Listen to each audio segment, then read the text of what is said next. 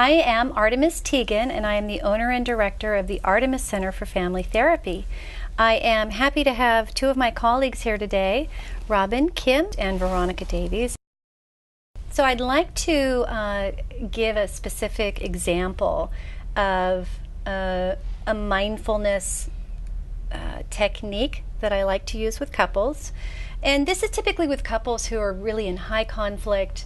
So what I might do is ask them if they'd be willing to do a holding exercise. And usually they have no idea what that means, and so I get them to agree to it without really telling them what it means. And what I do is I'll have whichever partner is feeling most bereft, most upset, most inconsolable, I will have that partner be the one who is going to be held by the other partner. And so I'll adjust the one partner so that they can actually allow that partner to sort of lay down in their arms and be held in a supported position so that they're not leaning but completely held, almost like a parent holding a child.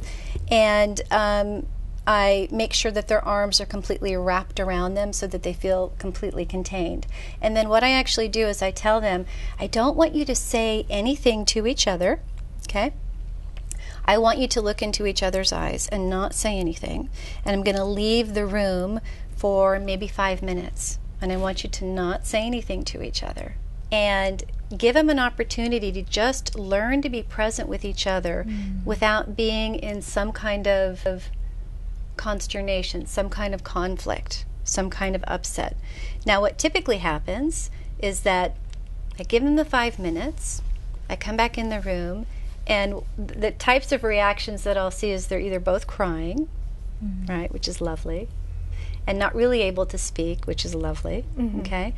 Or there'll be a tremendous amount of tension and discomfort that comes up, which then becomes grist for the mill to say, what is the thing living between the two of you that prevents you from being able to be together? Let's talk about what came up. What is the fear, or what is the anger or resentment? And let's see if we can process that, right? But just doing that holding exercise where they're in contact with each other, they're feeling, they're smelling, they're, who knows, maybe kissing, tasting, touching, that piece helps bring them right into the present. And it's a really expedited way to figure out what's going on right now. So lots of fabulous outcomes from that particular exercise. And usually people come back and want to do it again. And if I don't bring it up, they're like, how come I didn't get to be held? Yeah, I want my turn now. As you two are thinking about it, do you have other examples of techniques or exercises that you've used with children and families that have been useful? One of the exercises that I've done with either one child or siblings or even parent and child is something that actually you gave me the idea for. It's using bubbles, like just a regular, magic bubbles. Blow bubbles. And sort of thinking about what are the negative thoughts that you're having, or even the positive thoughts, or maybe you're just blank and you're not thinking about anything, but to whatever that thought is, blow it into the bubble and watch it float away. Right. And notice how that makes you feel physically, how it makes you feel emotionally, and what are the other thoughts that you might be having about it, and just paying attention to that experience.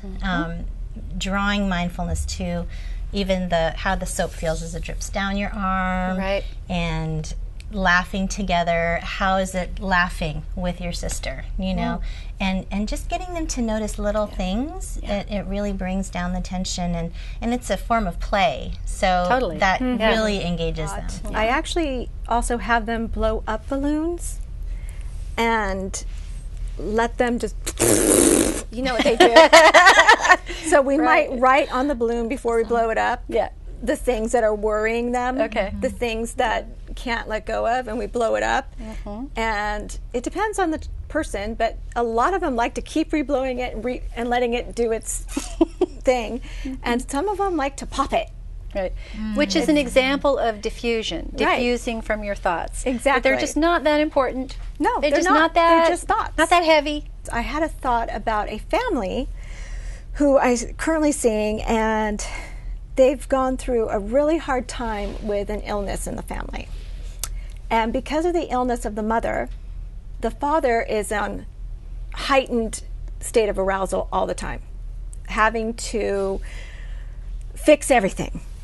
And he's literally not able to fix this one situation. So he's constantly, he's spinning all the time. So I had the whole family in one day. This was, I think, around Easter. And I bought Easter M&Ms. And we all sucked them just to calm Dad down. Oh. Was my initial thought. Yeah, because candy's going to be really loud. So as they were sucking the M&Ms, I was asking them, what does it feel like? It feels like a cat's tongue, like one of them said. You know how the... and it just quieted everybody down. And they were actually concentrating on the feel, feeling the actual M&M, the feel in the mouth, how it felt going down, melting. And for the first time, everybody was right there. Present. Right there, present. They weren't thinking what's going to happen in the future, what happens tomorrow, because it just brought everybody back to present, back to center. And we were able to get some really good work done. This is one of the reasons why using the dogs in the practice, the 4 Yorkshire Terriers, is so powerful, particularly with children that are really severely depressed. I don't think there's anything more impactful than a little kid walking in who's had, major depression or dysthymic disorder for years, and see them light up and be able to be present because there's this beautiful, happy, bouncing, cheerful little animal, right? And that becomes a mindfulness intervention because it brings them right into the present and right into their joy and their happiness, and it's tactile, and the dog's kissing them and they're holding them and they're feeling loved. And that is another component of what we're trying to help them to see. Like, if you could be here instead of here or back there or somewhere else, this is what it might feel like to check into the present moment with this beautiful animal, right? And you can kiss and hug and hold. Right. It's perfect. Yeah.